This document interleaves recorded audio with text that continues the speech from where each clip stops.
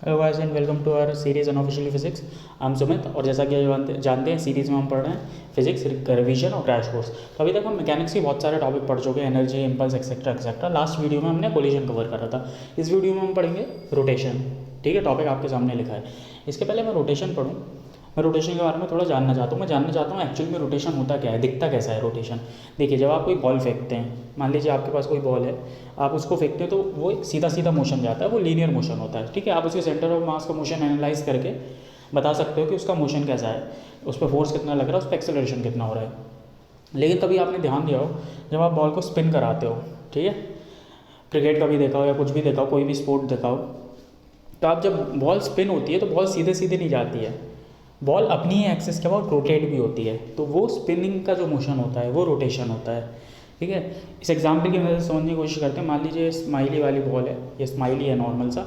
ठीक है, अगर अब ये सीधे सीधे नॉर्मल जाएगी, मतलब यही जो फेस है सीधा सीधा चले आएगा, ये तो इसका नॉर्मल मोशन हो गया।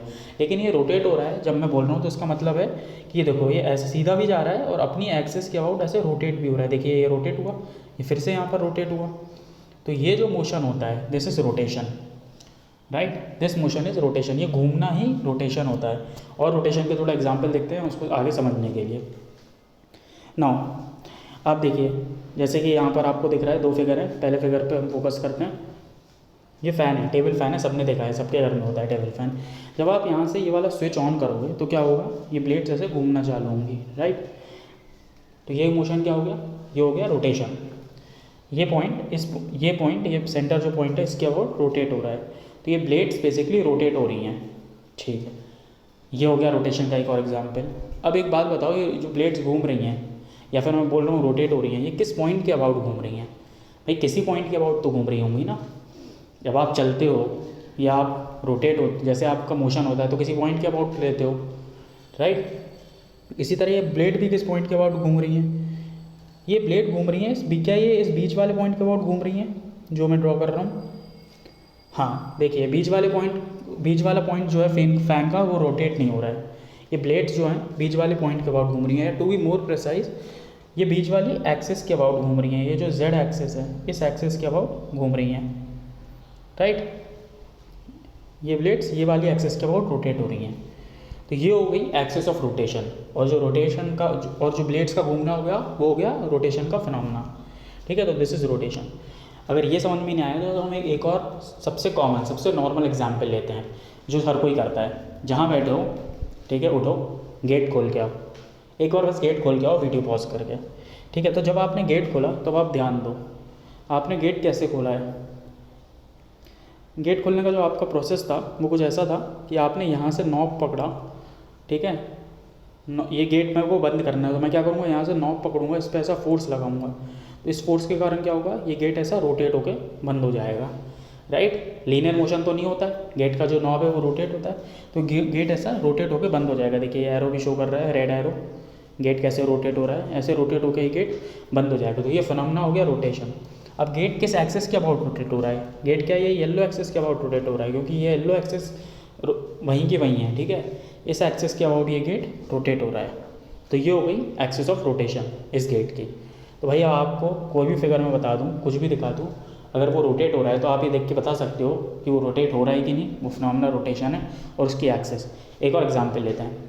जहाँ बैठे होगे वहाँ फ़ैन है, ऊपर देखो ज़रा, फ़ैन है, ठीक है। अगर ये फ़ैन रोटेट हो रहा है, राइट, ये फ़ैन रोटेट हो रहा होगा, अगर ये चलेगा तो ये रोटेट होगा। कैसे रोटेट होगा, ऐसे रोटेट होगा, ठीक है। ब्लेड्स रोटेट किस पॉइंट के अबाउट होगा, इस एक्सिस के अबाउट हो गया क्या, ऊपर से जो आ रही है फ़ैन की एक्सिस, इस एक्सिस के अबाउट रोटेट हो रहा है, जो येलो एक्सिस ड्रॉन है। तो ये हो गई एक्सिस ऑफ रोटेशन, राइट। तो दिस इज अबाउट, ये होता है रोटेशन और उसकी एक्सिस। चलिए अब थोड़ा इस लेक्चर में आगे बढ़ते हैं। जिस तरह चलने के लिए लीनियर मोशन में एक्सेलरेशन के लिए फोर्स की ज़रूरत रहती है, उसी तरह एक क्वांटिटी होती है टॉर्क। फोर्स वेक्टर होता है, टॉर्क भी वेक्टर होता है, ठीक है। जिस तरह सीधा चलने के लिए फोर्स की ज़रूरत होती है, उसी तरह रोटेशन प्रोड्यूस करने के लिए किसी भी बॉडी में टॉर्क की ज़रूरत होती है। तो जब ये फ़ैन रोटेट हो रहा है, ठीक है, फ़ैन की ब्लेड्स रोटेट हो रही हैं, मतलब फ़ैन की ब्लेड्स पे टॉर्क लग रहा है, राइट, फ़ैन की ब्लेड्स पे टॉर्क लग रहा है। अब आप ध्यान से देखो, जब फ़ैन रोटेट होता है तो उसका सेंटर ऑफ मास कहाँ लाया कर रहा है? सेंटर ऑफ मास यहाँ कहीं लाई करेगा, सही बात है, ठीक है। इस और सेंटर ऑफ मास रेस्ट पे है, सेंटर ऑफ मास तो मूव नहीं कर रहा है, बाकी ये प्लेट मूव करी, ये प्लेट मूव करी, सेंटर ऑफ मास तो मूव नहीं कर रहा है, सेंटर ऑफ मास रेस्ट पे, लेकिन तब भी फ़ैन मूव कर रहा है। ठीक बात है भाई, तब भी फ़ैन मूव कर रहा है, तो वो फ़ैन मूव क्यों कर रहा है भाई? सेंटर ऑफ मास रेस्ट पे, मतलब नेट फोर्स इस फैन पे ज़ीरो है, अगर सेंटर ऑफ मास मोशन में नहीं है तो हम पढ़ चुके हैं नेट फोर्स ज़ीरो है, लेकिन तब भी वो फ़ैन मूव कर रहा है, क्यों? टॉर्क के कारण, राइट। तो जिस तरह चलने के लिए फोर्स ज़रूरी होता है, घूमने के लिए टॉर्क ज़रूरी होता है, रोटेशन के लिए टॉर्क ज़रूरी होता है, तो answer is torque. Fan rotate हो रहा है टॉर्क के कारण। गेट आप खोल पाते हो क्योंकि आप उस पर टॉर्क लगाते हो, ठीक है। अब थोड़ा टॉर्क कैसे लगाते हैं देख लेते हैं, और टॉर्क होता क्या है ये देख लेते हैं। अब जैसे कि वही गेट का एग्जांपल लेते हैं, सबसे कॉमन वही है। जब आपको गेट को खोलना है या गेट को कुछ भी करना होगा तो आप क्या करते हो, यहाँ से नॉब पकड़ते हो, उस पर फोर्स लगाते हो, ऐसा जैसा शोन है, ठीक है। और वो क्या होता है, वो इस एक्सिस के अबाउट गेट ऐसे रोटेट होता है और बंद हो जाता है। अब देखो आप कोशिश करो कि फोर्स आप नॉब को पकड़ के नहीं, थोड़ा बीच वाले पॉइंट पे लगाओ, ये जो पॉइंट है यहाँ पर लगाओ, ऐसा फोर्स लगाओ। जब आप ऐसा फोर्स लगाओगे तो आपको समझ में आएगा कि आपको अब ज़्यादा फोर्स लगाना पड़ रहा है, तो मतलब ठीक है, रोटेशन के लिए ज़्यादा फोर्स लगाना पड़ रहा है। अब टॉर्क को तो उतना ही लगेगा उसको बंद करने के लिए, गेट बंद करने के लिए, गेट घुमाने के लिए टॉर्क उतना ही लगेगा, लेकिन क्या है, आपको अब फोर्स ज़्यादा लगाना पड़ रहा है। इसका मतलब है अगर मैं एक्सिस से दूर हूँ तो मुझे कम फोर्स लगाना पड़ता है, जैसे ही मैं एक्सिस के पास आ गया मेरे को ज़्यादा फोर्स लगाना पड़ रहा है। ये तो आप प्रैक्टिकली देख ही रहे हो, ठीक है। तो उसका मतलब है टॉर्क, फोर्स और एक्सिस से जो डिस्टेंस है उसमें कुछ ना कुछ तो रिलेशन है।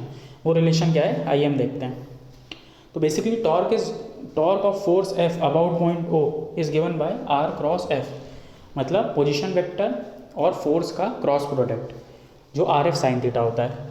ये मेरे को आपको बताने की ज़रूरत नहीं है, राइट। वेयर थीटा इज, या थीटा या फाई जो भी बोल दो, that is angle between vector R और वेक्टर एफ, ठीक है। तो यहाँ पर आर ये है, एफ ये है, तो फाई क्या होगा, ये वाला एंगल होगा क्या? नहीं, दोनों की टेल से जो मिल रहा है वो वाला एंगल होगा, ये एंगल फाई होगा, राइट।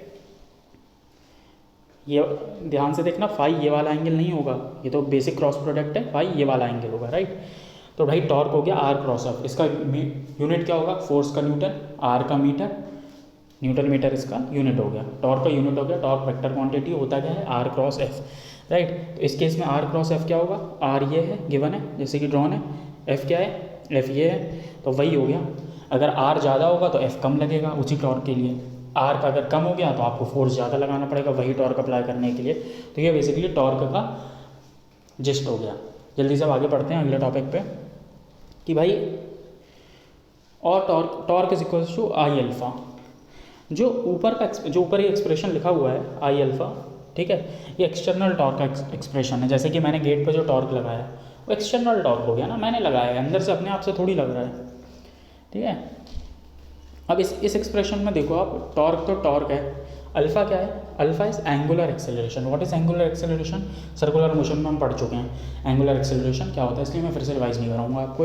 आप सर्कुलर मोशन का वीडियो जाके देख सकते हो, बहुत छोटा सा वीडियो है वो, राइट। पहले मैं सारी टर्मिनोलॉजी बता देता हूँ, फिर देखते हैं कि एक चीज़ होती क्या है। अल्फ़ा क्या है, एंगुलर एक्सेलरेशन मालूम है, टॉर्क क्या है, टॉर्क हमें मालूम है, आई क्या है, I is movement of inertia and it is given by summation M I R I square. भाई summation M I R I square, summation M I R I square क्या होता है भाई, इसका मतलब है अगर कोई बॉडी है, एक पॉइंट यहाँ पर है, एक पॉइंट यहाँ पर है, ये एक्सेस है, ये एक्सेस ऑफ रोटेशन है, तो मेरे को इस एक्सेस के अबाउट इसका मोमेंट ऑफ इनर्शिया निकालना है इन दोनों पॉइंट का। तो क्या होगा, मान लीजिए ये पॉइंट 1 है, ये पॉइंट 2 है, तो m1 r1 square plus m2 r2 square, ये हो गया इसका मोमेंट ऑफ इनर्शिया। यही समेशन का मतलब ये होता है, summation M I R I square, ये हो गया इसका moment of inertia. Moment of inertia कैसे आता है, क्या होता है, ये सब हम बता रहा हूँ मैं अभी, ठीक है। पहली बात आप ये याद कर लीजिए, torque is equals to I alpha. इसका डेरिवेशन मैं नहीं करा सकता, क्रैश कोर्स से रिवीजन हम बार बार ही बता चुके हैं, डेरिवेशन हम डिस्कस नहीं कर रहे हैं। पहली बात तो ये कोई इंडिपेंडेंट लॉ नहीं है, अगर आपको अजर्शन रीजन में आ जाए, ये कोई इंडिपेंडेंट लॉ नहीं है, इसका डेरिवेशन न्यूटन के सेकंड लॉ से ही होता है, ठीक है। न्यूटन के सेकंड लॉ को जब आप और थोड़ा मॉडिफाई करते जाओगे और थोड़ी चीज़ें लगाते जाओगे तो ये इक्वेशन आ जाती है, T is equals to I alpha.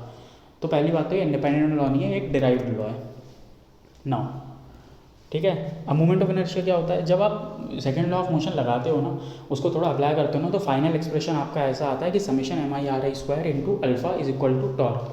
तो मैं बार बार summation M I R I square नहीं लिख सकता हूँ, बहुत लंबा हो जाएगा बहुत। आप सोचो आपको 10 बार लिखना है, 10 बार लिखोगे क्या summation M I R I square, नहीं लिख सकते।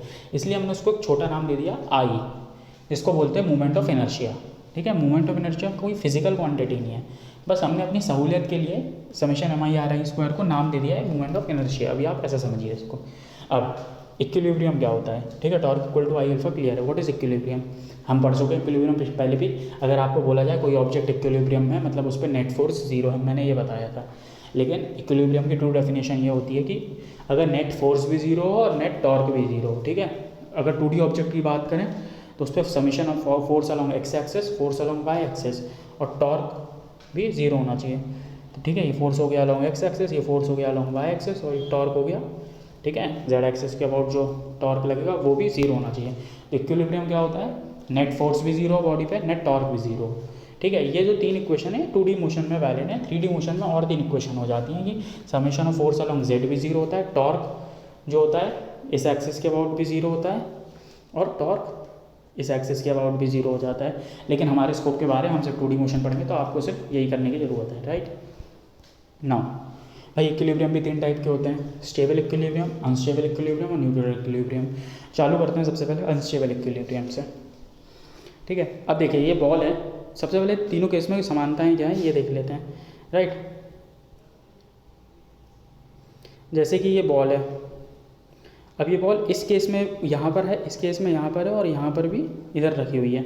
अब तीनों केस में ये बॉल मूव नहीं हो रही है, लेकिन अगर मैं पहले केस में बॉल को ज़रा सा भी मूव कर दूँ, इस केस में बॉल को ज़रा सा भी मूव कर दूँ तो क्या होगा, बॉल अगर यहाँ आ गई तो बॉल नीचे ही गिरती रहेगी, ठीक है, राइट। ये हो गया अनस्टेबल इक्विलिब्रियम। अगर मैं हल्का सा भी मूव कर दूँ तो वो और अपने आप मूव होगी, it will get further displaced. Second case में क्या है, अगर बॉल को मैं उठा के यहाँ रख दूँ तो वहीं रखी रहेगी, कुछ नहीं होगा। तो ये हो गया न्यूट्रल इक्विलिब्रियम, जैसा रख दोगे वैसा का वैसा है, रिमेन एज इट इज़। और स्टेबल इक्विलिब्रियम क्या होगा, थर्ड केस आप ध्यान से देखिए, मैं मिटा देता हूँ। थर्ड केस में क्या है कि अगर मैं बॉल को उठा के ऊपर कहीं रख देता हूँ, इस पोजीशन पर रख देता हूँ, तो वापस से इनिशियल पोजीशन पे आने की कोशिश करेगी, राइट। तो ये हो गया न्यूट्रल इक्विलिब्रियम का केस कि tries to get back to its own position. तो ये होती हैं 3 इक्वेशंस, और ये होते हैं 3 इक्विलिब्रियम्स। अनस्टेबल, थोड़ा डिस्प्लेस करोगे तो और होगी, न्यूट्रल जहाँ रख दोगे वहीं रखा रहेगा, स्टेबल डिस्प्लेस करोगे तो वो अपनी पोजीशन पर वापस आने की कोशिश करेगी। ये 3 हो गया न्यूट्रल इक्विलिब्रियम के टाइप्स। भाई मोमेंट ऑफ इनर्शिया क्या होता है, summation M I R I का होल स्क्वायर, ये होता है डिस्क्रीट बॉडी के लिए, हम पढ़ चुके हैं। अब कोई भी कंटिन्यूस बॉडी के लिए इसको कन्वर्ट करना तो क्या होगा, समेशन को मैं इंटीग्रेशन से वो कर दूंगा। अब आपको डाउट आ रहा होगा ये बार बार इंटीग्रेशन से कर देते हो, और तो बनता नहीं है, लेकिन मैं समझा देता हूँ। अगर मान लीजिए 2 बॉडीज़ हैं तो आप summation M I square R I square लगा दो, 3 बॉडी हैं, 4 बॉडी हैं, तो हर बॉडी का मास, हर बॉडी का डिस्टेंस अपनी एक्सेस से और लगा दो, फाइंड कर लो। अब क्या होता है, in case of continuous body, ये रॉड है, ठीक है, ये ऐसी कुछ रॉड है, ठीक है। In case of continuous body infinite number of particles हैं इस बॉडी के अंदर, आप देखो इनफाइनाइट नंबर ऑफ पार्टिकल हैं, ठीक है। तो हर पार्टिकल को मैं अलग अलग लेके सब नहीं कर सकता हूँ भाई, इसके लिए मैं क्या करता हूँ, यहाँ से एक एलिमेंट लेता हूँ, इस एलिमेंट का लगाता हूँ इस एक्सेस के अबाउट, और फिर पूरे को इंटीग्रेट कर देता हूँ r इक्वल टू 0 से लेके r इक्वल टू l तक के लिए, राइट, l है r इक्वल टू l तक के लिए, इसलिए मैं इंटीग्रेशन का यूज़ करता हूँ in case of continuous body. Continuous body के केस में मोमेंट ऑफ इनर्शिया कितना हो जाएगा, r² dm का इंटीग्रेशन। अब देखो मोमेंट ऑफ इनर्शिया के बहुत सारे अलग अलग फार्मूला है। फॉर एग्जांपल इसमें सारे जितने भी आपको पढ़ना है, अगर कोई रिंग होगी होप, उसका होता है I इक्वल टू mr²। अगर कोई ऐसा है मतलब हॉलो सिलेंडर है, ठीक है, जिसकी इंटरनल रेडियस r1 है, आउटर रेडियस r2 है, तो उसका ये हो जाएगा। कोई सिलेंडर है उसका ये हो जाएगा। तो ऐसे बहुत सारे फार्मूले हैं, ये सारे आपको याद करना जरूरी है।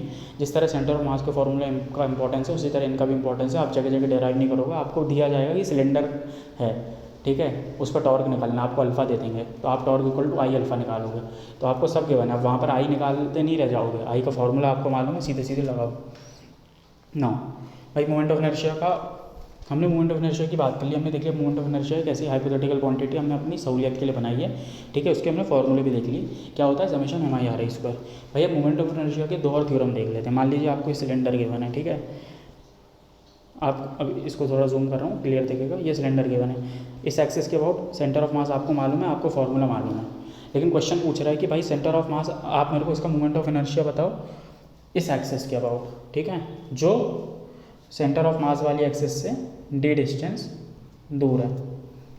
तो कैसे बताओगे, ये दोनों एक्सिस पैरेलल हैं, तो इस एक्सिस के अबाउट सेंटर ऑफ मास होगा, इसका भी डेरिवेशन होता है जिसमें हम नहीं जाएंगे। इस एक्सिस के about centre of mass i है, तो i will be equal to i about centre of mass वाली एक्सिस प्लस md स्क्वायर, जहाँ पर m है mass of this cylinder, m is mass of this cylinder, ठीक है, और d है distance between two parallel axis. तो parallel axis theorem बोलता है i about any axis is equal to i about centre of mass moment of inertia about centre of mass वाली axis plus md square, ठीक है। तो एक चीज़ ध्यान में देना है कि ये जो i होता है वो सेंटर ऑफ मास के अबाउट ही होता है, राइट, सेंटर ऑफ मास वाली एक्सिस के अबाउट होता है। ये हो गया पैरेलल एक्सिस थ्योरम। अब परपेंडिकुलर एक्सिस थ्योरम देख लेते हैं। मान लीजिए कोई डिस्क है, ठीक है, वो ऐसे x और y प्लेन में रखी हुई है, ठीक है, इस प्लेन में रखी हुई है, ये डिस्क 2D ऑब्जेक्ट है, डिस्क है रखी हुई है। आपको ये वाला एक्सिस के अबाउट डिस्क का मोमेंट ऑफ इनर्शिया मालूम है, ये वाला एक्सिस के अबाउट भी मालूम है, सिमेट्रिकली सेम ही रहेगा। आपको किसी ने बोल दिया भाई आप तो ये रेड एक्सिस है ना, जो z एक्सिस है, इसके अबाउट आप मेरे को इसका सेंटर ऑफ मास बता दो, सॉरी इसके अबाउट आप इसका मोमेंट ऑफ इनर्शिया बता दो। कैसे निकालोगे भाई, पैरेलल एक्सिस थ्योरम। तो अगर इस एक्सिस के अबाउट पूछता तो आप क्या पैरेलल एक्सिस थ्योरम लगा देते, या इस एक्सिस के अबाउट पूछता तो भी आप पैरेलल एक्सिस थ्योरम लगा देते। ये तो परपेंडिकुलर है, इसके अबाउट आपको नहीं मालूम है, इस एक्सिस के भी परपेंडिकुलर है और इस एक्सिस के भी परपेंडिकुलर है। इसके अबाउट लगाने के लिए आप लगाते हो perpendicular axis theorem. As per perpendicular axis theorem ये z एक्सिस है, इसके अबाउट जो मोमेंट ऑफ इनर्शिया होगा इस बॉडी का वो होगा ix प्लस iy, मतलब एक्सिस के इस एक्सिस, ये जो x एक्सिस के about moment of inertia plus y axis के अबाउट मोमेंट ऑफ इनर्शिया, ठीक है। तो ये जो मोमेंट जो थ्योरम्स हैं ये बहुत इंपॉर्टेंट है, जगह जगह यूज होंगे, आपको लगाना पड़ेगा। नाउ भाई अब आपने पढ़ लिया है टॉर्क क्या होता है, आपको रोटेशन मालूम हो गया, रोटेशन एक्चुअली दिखता कैसा है ये आपको मालूम हो गया, मतलब सीधा सीधा मोशन लगा हुआ था। रोटेशन क्या होता है, वो स्माइली जो घूम रही थी ना, वो रोटेशन हो गया। आपको टॉर्क मालूम चल गया, आपको पता चल गया कि रोटेशन एक्सिस क्या होती है, और आपको और भी 2-3 चीज़ें मालूम चल गई हैं कि मोमेंट ऑफ इनर्शिया क्या होता है, मोमेंट ऑफ इनर्शिया के फॉर्मूले क्या होते हैं, moment parallel axis theorem, perpendicular axis theorem, बहुत सारी चीज़ें आपको पता चल गई हैं। तो that's it for today, thank you.